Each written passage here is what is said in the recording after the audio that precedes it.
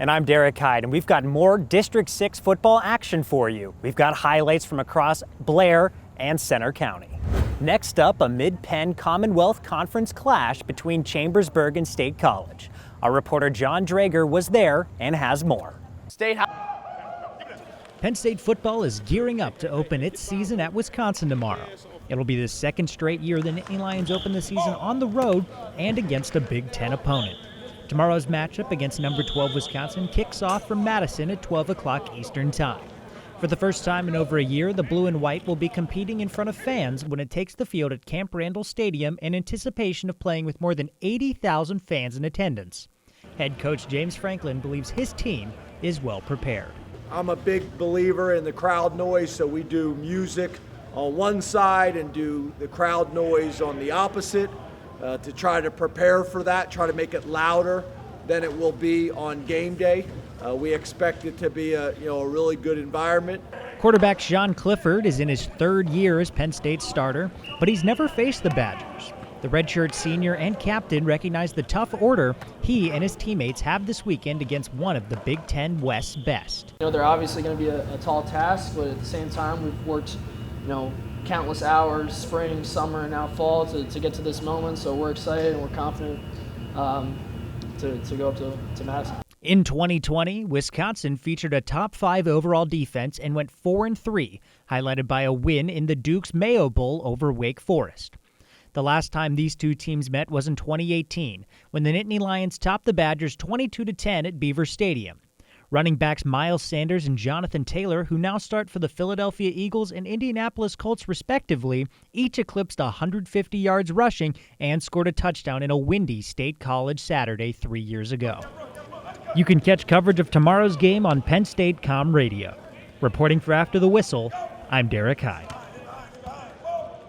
Over to the hills in Altoona. The Mountain Lions led 3-0 until the second quarter of the game, when Marcel McDaniels Jr. put the Panthers up 7-3 heading into halftime.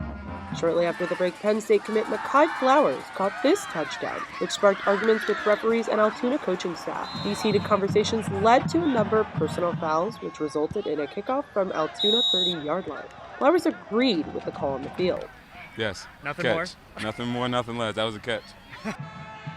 The Mountain Lions' Ethan Stroup got back in the action and answered with a 50-yard touchdown run, making it 14-10. But Flowers responded by going the distance on this catch and run, along with a Tymir Thornton touchdown snag. The Panthers took this one 27-10 on the road in Altoona. Mekhi Flowers, a Penn State 2022 commit and Central Dauphin East player, is set to come to University Park next year. I got a chance to catch up with him after the game. Flowers is preparing himself to join the ranks of the Nittany Lions in just under a year. He plays both sides of the ball for Central Dauphin East, playing both wide receiver and safety, and feels PSU can take advantage of his versatile skills. I sat down with them, and the position that I can help the most with when I first get there, we talked about it will be safety, so I'll be starting off as safety, but once I get established, I'll be moving around kick return, punt return, offense, like an athlete that I am in high school now. Flowers seems confident that he will contribute through a variety of methods once he gets the chance to play under the lights of Beaver Stadium. And he has one message for the Nittany Lion fans waiting to see him. All I'm going to say to that is stay tuned. You're going to see a lot. You're going to see a lot. It's going to be fun. Flowers will be in University Park watching his future teammates from the sidelines during Saturday's whiteout. The ball a little bit. Northwestern able to come up with possession. Steigletter passes this one inside. Could it be another? It is! Northwestern slots that one in the back of the net. And it looks like it's Josie Alessino on that one. Able to find her way past the Penn State defensive line. They were just playing too high. And Alessino, the leading goal scorer for Northwestern, to make all the space herself. Right-footed shot. Wood saves it, and the deflection is in. Wood pushes it out to Carriabello, and she cleans it up on the back post. 2-1 now in favor of Northwestern. There's some life for the Nittany Lions here. This one into Wasserman, but that will end it. The last chance was definitely exciting, but Penn State not able to slot it past Bailey Kolinsky, who will end the game with 3 saves. Your final score from Jeffrey Field: Ohio State 1, the number 12 ranked Penn State Nittany Lions 0. And welcome back into Beaver Stadium for the start of the fourth quarter of the Penn State home opener against Ball State. Recorded attendance for today, 105,000 people in the return to football at Beaver Stadium. It's been nearly 2 years. They've missed everyone, and over 100,000 people back to welcome their favorite blue and white team.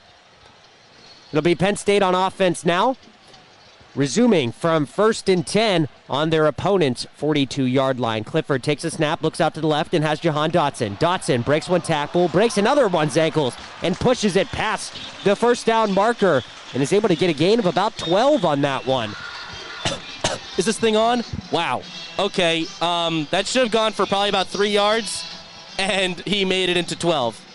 Dotson made about 4 or 5 guys miss? 5? Yeah, around there? Chris Ajuman is the main one who had his ankles broken out to the left side on that one.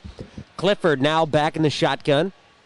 Has 2 receivers out to his left and a tight end, another wide receiver out to his right. Clifford takes the snap, hands it off to Noah Kane. Noah Kane out to the left and will gain about 5 before he's brought down by a couple of Ball State defenders.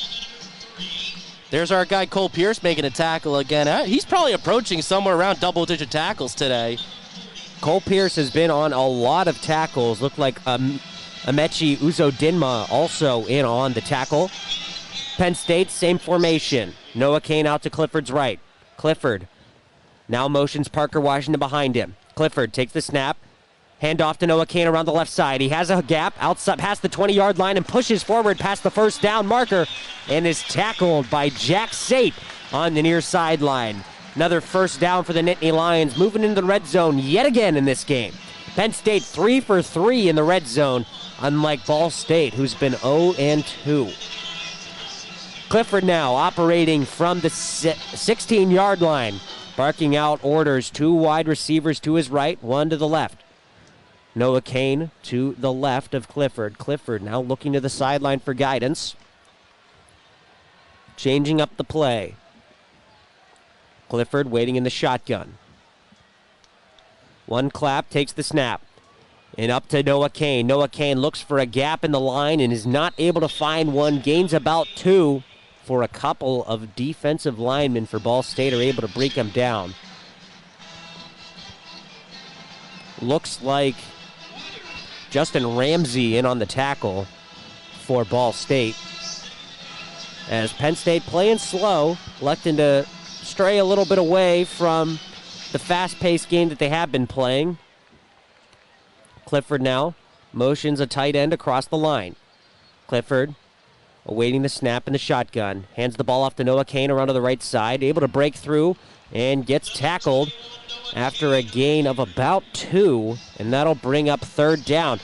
Cole Pierce in on the tackle for Ball State. And Jimmy Daw in there as well, 2 of the really experienced guys. Cole Pierce, a redshirt junior, and Jimmy Daw, a redshirt senior. That, Pierce having to step up because of the injury to co-MAC Defensive Player of the Year Brandon Martin, who we didn't have a chance to touch on him. Martin not playing today due to some sort of injury, whether it was sustained in the Western Illinois game or at practice this week, we're not sure, but he was a no-go for today. Pierce, no tackles up to this point, as Clifford in the Penn State offense resume from the 11. Clifford takes the snap, looks out to the right side, doesn't see anyone. Instead, tucking and running. Clifford around the left side, has a bunch of defenders in front of him, dives for the first down marker, and it's going to be close. Oh, that's going to be really close.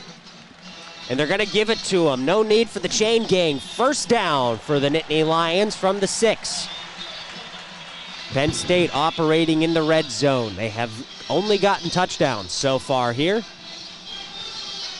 Clifford in the shotgun. The running back to his left is Noah Kane. 2 wide receivers to his right and 2 tight ends to his left. Clifford waiting for the umpire to move. Now sits behind his center. Takes the snap, hands off to Noah Kane up the middle. Kane able to stiff arm and look for the corner, and he's going to get pushed back and out of bounds by Brett Anderson, the safety, able to come all the way in and make that tackle. Looks like a gain of about 1 on that one. 2nd and goal now for the Nittany Lions, looking to push their lead to a vast 34 points. And Bryce Cosby Bryce Cosby got his nose in there as well, helping out his teammate over there to stand up Noah Kane. Clifford, empty backfield. 3 wide receivers to his right, 2 to his left. 2nd and goal. Clifford motions Parker Washington a little bit on the left, still there. Clifford takes the snap, looks out to the right, pressured by a ton of Ball State people, and he will instead just lob this one out past the end zone. And incomplete. 3rd down and goal from the Penn State 4. Good decision again by Clifford. Flushed out of the pocket, not a whole lot going on. Just throw it out of the back of the end zone so you don't make a critical mistake. Sean Clifford now trying to cap off this red zone trip with a game-sealing touchdown. 34-6 your score, 10:49 to go in the game. Clifford back in shotgun, Noah Kane to his right. Keandre Lambert-Smith and Parker Washington to his left. Washington now in motion as Clifford takes the snap, hands off to Noah Kane. And Kane is tripped up in the backfield and loses about a yard. Looks like that was Brett Anderson making yet another tackle for Ball State. He stood tall on this red zone defense. So that'll bring on the special teams unit for the Nittany Lions, not able to capitalize with another touchdown in the second half. Anderson has been playing an absolute whale of a game for this defense. He just has a nose for the ball and is always around the play. And he does not miss tackles very often, and that's a great example there. As that'll bring on the Swiss Army knife for the special teams, Jordan Stout for the kick. It is a short 23-yard kick. Stout, hold looks good. Kick is up and right through the uprights. 37-6 now the lead. Penn State up 31 on unranked Ball State in the home opener. As fans are starting to head toward the exit, they think this one's all but done. But don't you go anywhere. There's still 10 minutes of game time right here on Com Radio.